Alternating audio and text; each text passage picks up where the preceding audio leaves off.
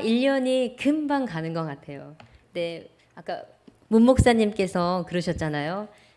2018년에 와서 얼마 된 거죠? 한 7, 8년, 그쵸? 7, 8년 됐는데 그때 여러분이 봤던 아이들이 다 이제 장성해서 뭐 대학도 졸업하고 결혼해서 아이를 낳은 아이들도 굉장히 많습니다. 그래서 청장년이 되었죠. 청년 학생에서 오늘 이 자리에 서게 하신 하나님께 감사드리고 또 그동안 꾸준히 그때 이후로 계속 한구자 저희가 받아서 값지게 저희가 사역을 할 때 도움이 되었는데 과림교회가 후원해주고 동력해 주셔서 헌금만 보낸 것이 아니라 기도도 해주셨죠?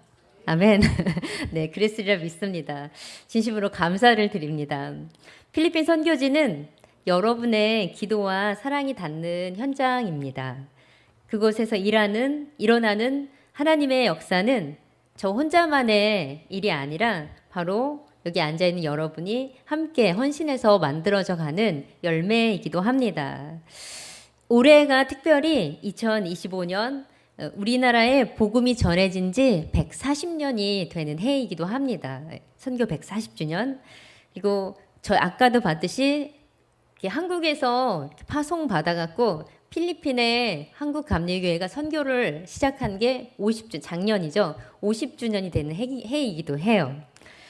1885년 4월 5일 부활절 아침에 아편젤러와 언더우드 선교사님이 인천 제물포항에 도착하면서 한국의 개신교 선교가 시작이 되었습니다.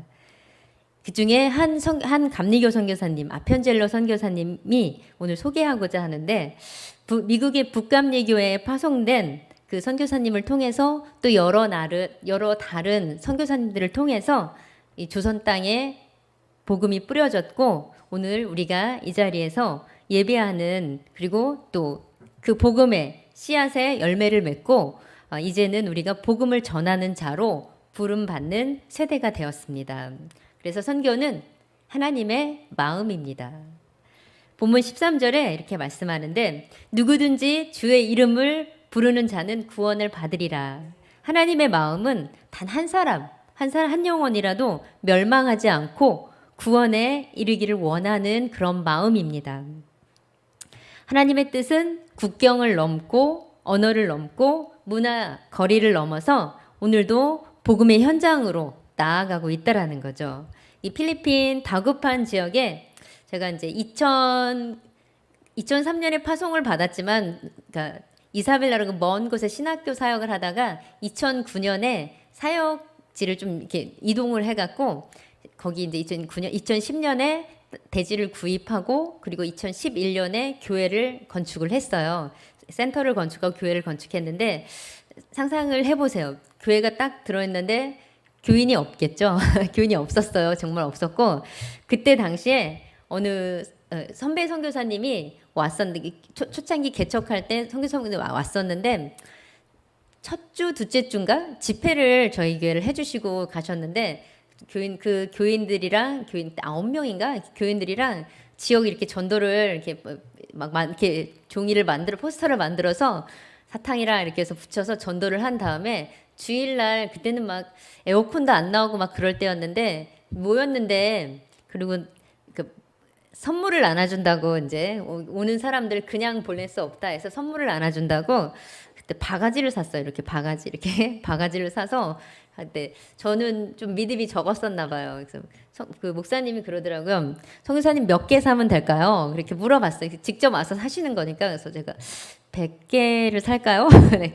교인이 없으니까 100개 정도면 충분하지 않을까요? 그랬더니 근데 그 바가지가 너무 쌌어요. 이렇게 10페소였으니까 한 250원 정도 한국 돈으로 하니까는 너무 싸다고 300개 삽시다. 이렇게 해서 샀어요. 이렇게 사갖고 이렇게 싸놨어. 그래서 저걸 어떡하나, 저걸 다 못 나눠주면 어떡하나 이런 생각이 들기도 하더라고요. 교인이 없을 때니까. 그래서 전도를 이렇게 막 해갖고 그날 예배를 드렸는데 이렇게 아기를 안고 온 아기들까지도 다 이렇게 나눠줬거든요. 그거 갖고 온 거를 싹 다 나눠줬는데 몇 개 안 남았냐면 260개 정도가 나갔어요. 그러니까는 한 260명 정도가 그 예배에 온 거죠. 처음 온 거지. 뭐 어떤 의도에서 왔는지 모르겠으나 그렇게 왔는데 목사님이 선배 목사님이 그러더라고요.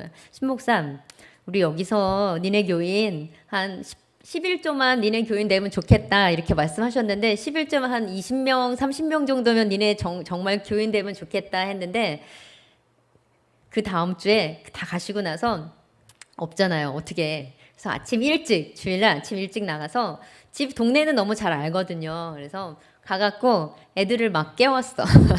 우리는 요즘엔 아파트도 막 뭐 번호 없으면 못 들어간다고 이렇게 들었어요. 한국은. 근데 필리핀은 야박하지 않아요. 그래서 어느 집을 가서 기도해 준다고 하면 말씀 듣고 이렇게 머리 대고 기도해서 카톨릭 국가라 그게 가능한 것 같은데 갔어요. 아침 일찍 가갖고 집집마다 다니면서 애들 자는 애들 깨워서 데리고 안고도 나오고 처음 예배 드리러 나왔는데 이제 과관도 아니죠. 이렇게 한 40명 정도 첫 이렇게 같이 이제 어린이들 뭐 이렇게 어른들 이렇게 3, 4, 5 이렇게 모여서 앉아 있는데 어떤 애는 잠옷 입고 그냥 끌려 나온 거야.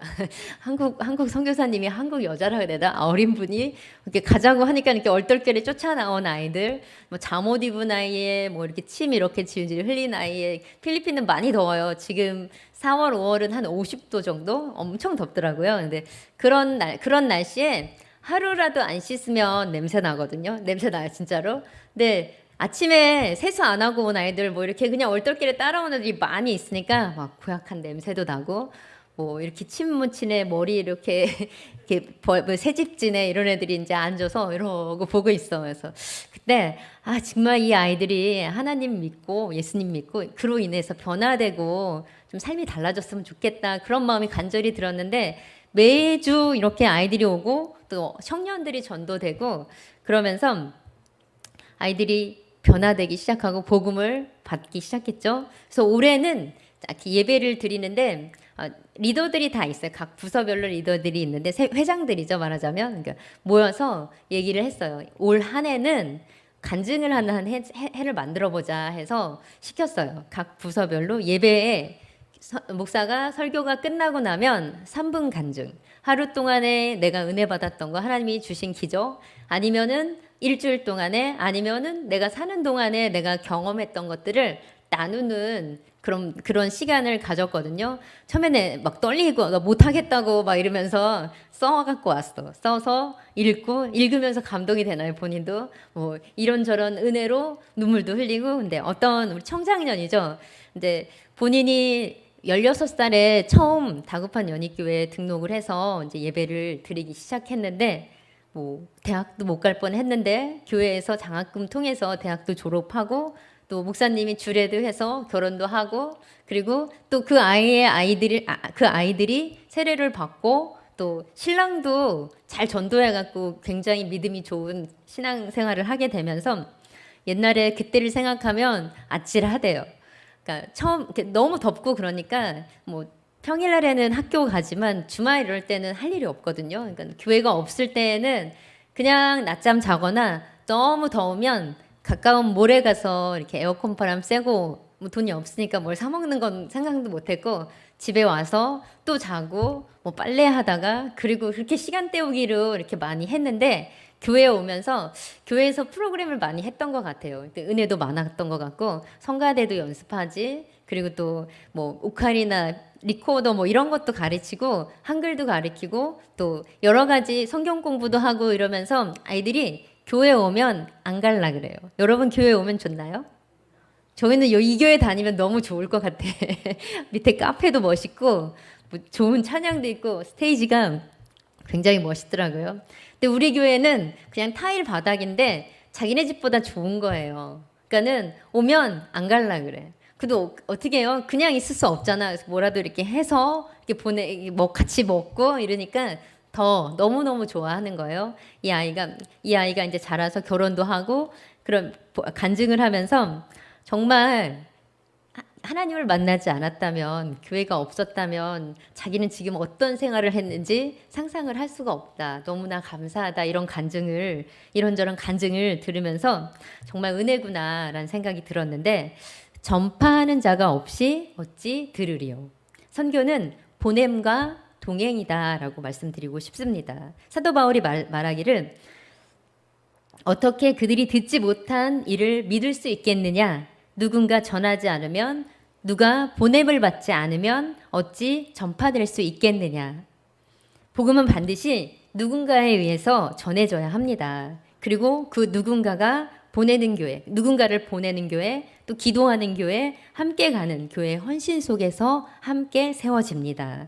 아까 말씀드렸듯이 이 아펜젤로 선교사님은 복음을 전하기 위해서 한국 땅에 첫 발을 내디신 그런 선교사님인데 1886년 여기 오신 지 1년 후에 배제학당을 세워서 조선의 청년들을 가르쳤고 또 동시에 복음 전도와 성경 교육을 함께 병행했고 단순한 교회 개척이 아니라 말씀과 삶 그리고 교육과 복음을 함께 하는 그런 복음을 전해 주셨습니다. 그리고 또 얼마 지나지 않아서 1902년에 성경을 들고 선교 여행을 가던 중에 이제 역사적으로는 군산 앞바다다라고 이렇게 나와 있는데 배편 사고로 그 자리에서 순직을 합니다.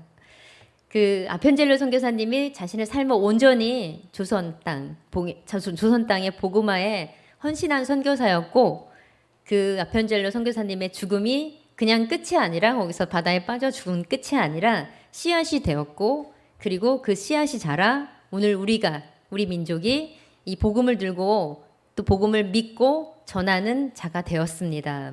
선교는 보내는 자와 가는 자가 함께 동역을 합니다. 전파하는 자가 없이 어찌 들으리요. 전하는 사람이 어찌 들으리요. 보내심을 받지 아니하였으면 어찌 전파하리요. 보냄과 전파 동시에 같이 가는 거거든요.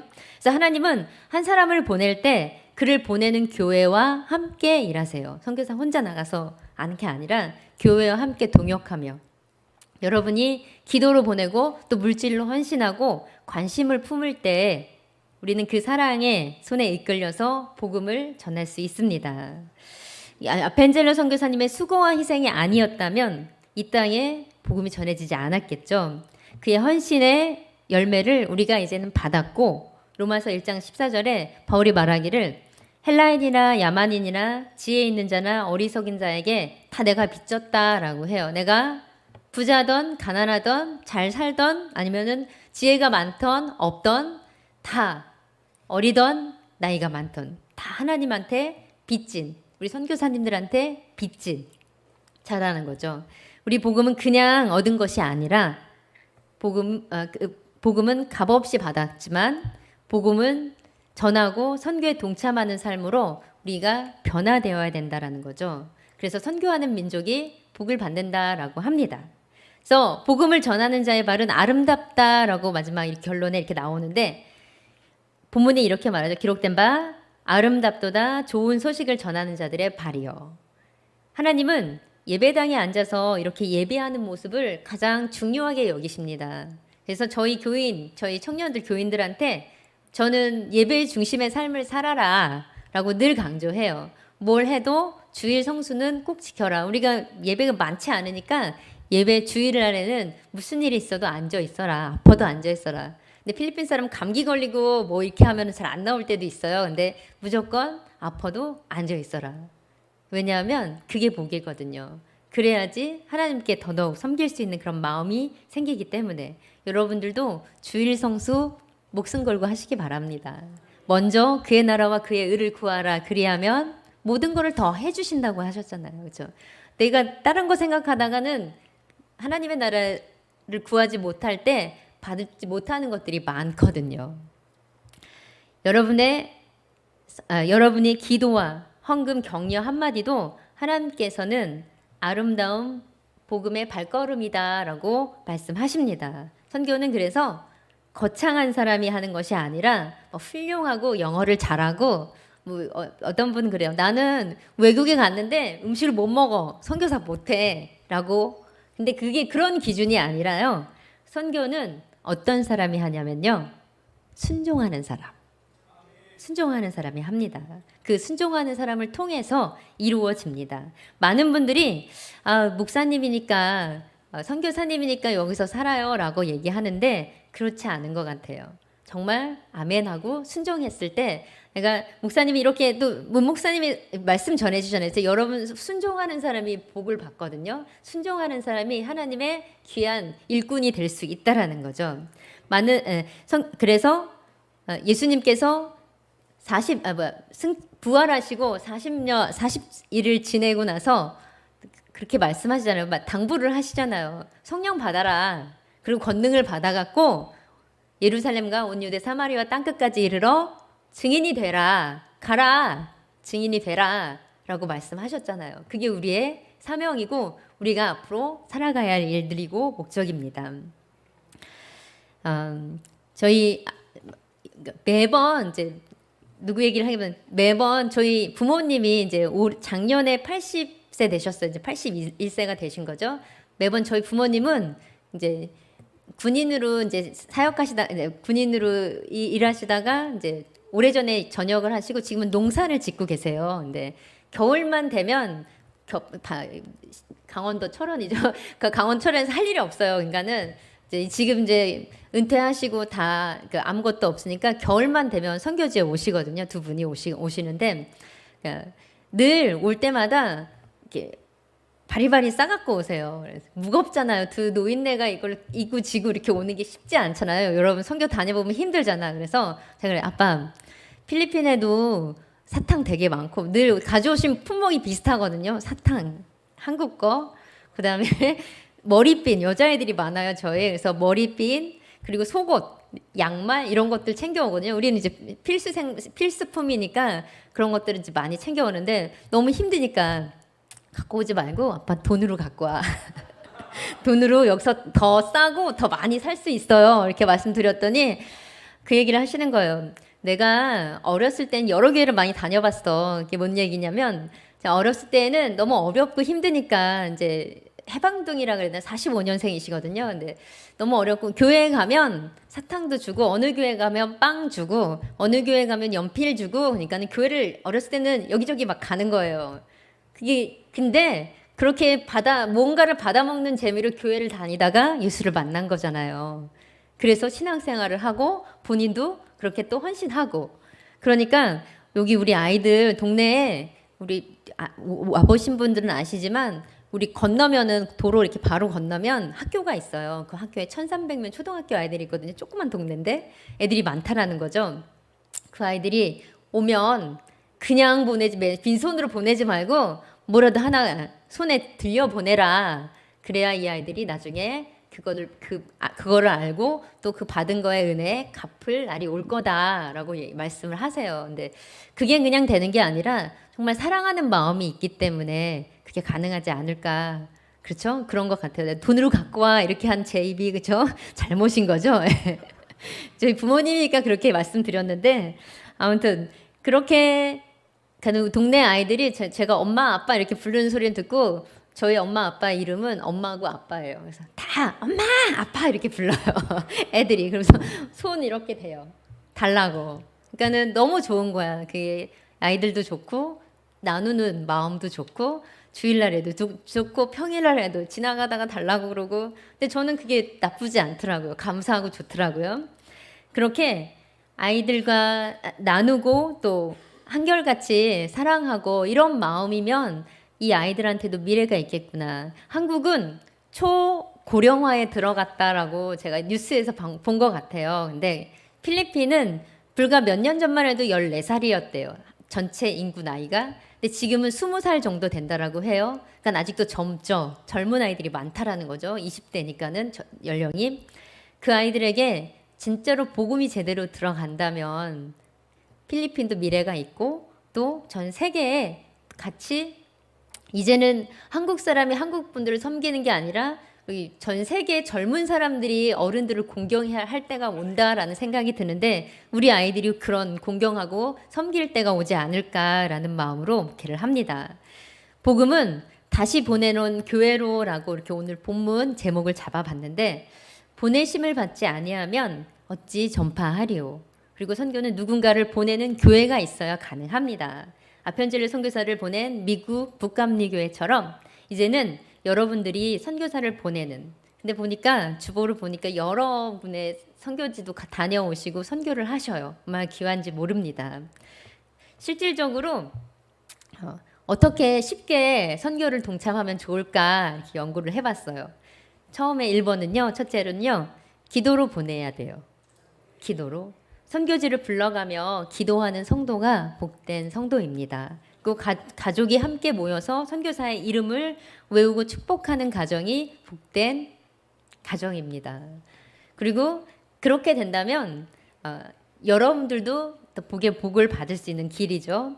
두 번째로는 물질로 보내는 자. 이게 가장 어려운 것 같아요. 저도 와갖고 보니까 한국이 너무너무 어려워요. 그렇죠? 어렵고 전 세계가 환율 폭등으로 진짜 고환율의 시대에 살면서 정말 아끼지 않으면은 여기서 못 살겠다 이렇게 이제 힘든 가운데 있는데 한 달에 한 번씩 외식 줄여갖고 선교 후원하기 해보시기 바랍니다. 그리고 교회 카페가 너무 멋진데 커피값 모아갖고 성경 한 권 보내기 해보시기 바랍니다. 이런 저런 헌금들이 굉장히 많이 또 목사님들도 뭐 평신도주일 헌금, 웨슬리 해신기념 헌금, 부흥회 또 교회 건축 헌금 많이 있을 거예요, 그렇죠? 우리도 허리띠를 쫄라매야 하는데 물질은 제가 이런 간증을 했는지 모르겠는데 너무 길어지니까 물질은 하나님이 우리가 작은 걸 드려도 정성을 다해 드렸을 때 하나님 받으시면 그 배로 갑절로 갚아주신다라는 것을 기억하시기 바랍니다. 왜냐하면 여러분들이 드렸을 때 교회가 부흥하고 여러분들이 선교 많이 하면 돈이 많이 들어갈 거 아니에요. 그렇죠? 선교지 가도 돈이 많이 들어가고 그냥 거저갈 수는 없잖아요. 그렇죠? 들어가는데 그러면 당연히 교회도 부흥하는 거거든요. 당연히. 여러분이 헌금을 많이 함으로 교회가 부흥하면 또 여러분은 어떠겠어요? 헌금을 많이 할 수 있는 사람으로 하나님이 세워주신다라는 거죠. 당연한 거는 그 이치라는 것 기억하시기 바랍니다. 몸으로 가는 자. 세 번째는 몸으로 가는 자. 단기 선교에 우리 목사님이 광고할 때 단기 선교 갑시다 하면 나는 시간이 없어요. 난 못 가. 난 돈이 없어. 그게 아니라 제가 가야 되겠다. 이번에는 안 되는데 기도하고 작정하고 가봐야 되겠다. 그러면 하나님께서 길을 열어 주시리라 믿습니다. 단기 선교에 참여하고 은퇴 후에 선교지 현장을 방문해 보고 또 청년들은 한 달, 두 달, 1년 시간의 11조를 하나님께 드릴 수 있는 그런 계획을 갖는 여러분들이 되시기 바랍니다. 그렇게 내가 발을 떼고 걸어갈 때 분명히 하나님께서는 길을 열어주시고 채워주시고 또 일할 수 있도록 역사하여 주신다는 것을 믿기 바랍니다. 제가 아이들이 이렇게 와서 음식을 만들어 갖고 이렇게 나눠주기도 하고 그러잖아요. 근데 그러니까 우리는 너무 많이 복을 받아서 잘 모르는데 이 아이들이 주일날 음식이 많이 남아서 이제 이렇게 골고루 나눠서 싸줘요. 초창기에 그랬거든요. 가져가서 집에 가서 먹어. 그랬더니 안 가져가겠대. 그래서 이게 맛이 없나? 왜 맛이 없어? 왜 안 갖고 가? 내가 애들한테 이렇게 물어봤어요. 그랬더니 그게 아니라 맛있는데 오늘 이제 밤 늦었고 이거 뭐 가져가면 내일 아침에 먹어야 되는데 상해요. 쉬어요. 못 가져가. 그래서 왜 냉장고에 넣어놓고 먹어? 냉장고가 없어요 집에. 목사님 그냥 여기다가 교회 냉장고에 넣어놨다가 다음에 와서 꺼내서 데워 먹을게요.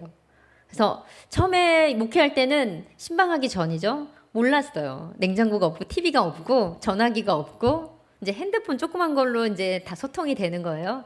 그래서 집에 가면 신방 그래 날 잡아서 신방을 해보니까 정말 저희는 이제 돕고 이렇게 혼자 살아도 있을 건 다 적어도 텔레비전은 있잖아요, 그렇죠? 에어컨은 있는지 없는지 잘 모르겠는데 냉장고는 다 있었던 것 같아요. 우리 어른들 집에는. 근데 냉장고가 없어요. 그 더운 여름에. 그래서 이 더운데 어떻게? 했더니 얼음은 동네 구멍가게에서 이렇게 비닐봉지에 담아있는 얼음을 이렇게 넣어갖고 이렇게 시원한 물을 마신다라고 얘기를 하더라고요.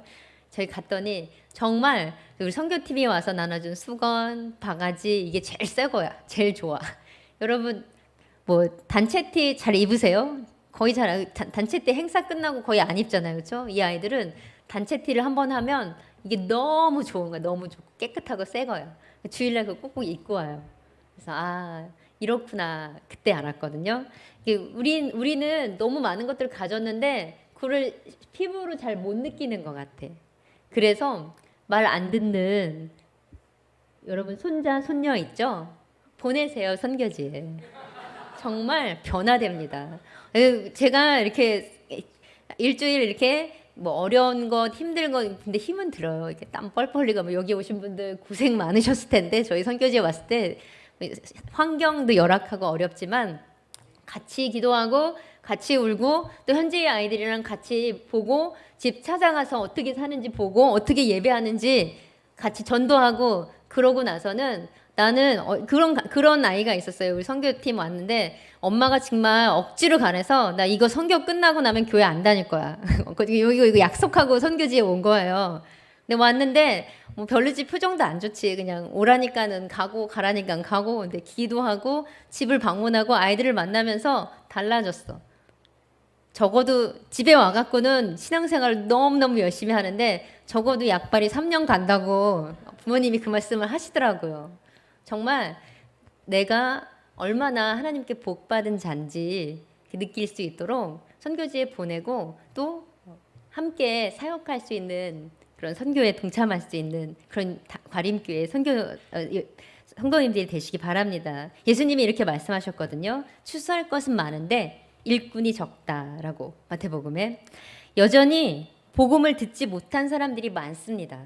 교회 안에 이렇게 성도들이 많지만 아직도 그 복음이 필요한 곳들이 많다라는 거죠. 오늘도 수많은 영혼들이 주님의 이름을 여전히 기다리고 있고 주님의 복음을 여전히 기다리고 있고 140년 전 조선은 정말 필리핀보다 더한 선교지였는데 그러나 지금은 선교 국가가 되어서 전 세계에 초급파적으로 2만여 명의 한국 선교들이 나가 있고 또 감리교에서는 81개국에 1287명의 선교사들이 정식으로 파송받아서 곳곳에서 81개국에서 사역을 하고 있습니다. 그래도 여전히 기도와 후원과 헌신이 부족한 시대라고 합니다. 이제 우리는 이제 다시금 불을 붙여갖고 힘들어도 선교하고 또 하나님의 은혜 주셔서 열정적으로 사역을 감당할 수 있는 그런 마음을 가져야 되지 않을까. 그래서 이렇게 기도하기를 원합니다. 하나님, 제가 보낸 사람이 되게 해주세요. 우리 교회가 보낸 사람이 되게 해주세요. 하나님, 제가 다시 기도하게 해주세요. 선교지를 놓고. 하나님, 내 물질도 주의 나라에 드리게 해주시길 바랍니다. 하나님, 내가 가야 한다면 순종하겠습니다. 우리 사랑하는 과림교회 성도님들, 선교는 정말 위대한 사람이나 잘난 사람이 하는 것이 아니라 하나님 앞에 순종하는 사람, 그저 하나님을 사랑하고 잃어버린 영혼을 품은 사람들의 발걸음이고 그분의 사역입니다. 그래서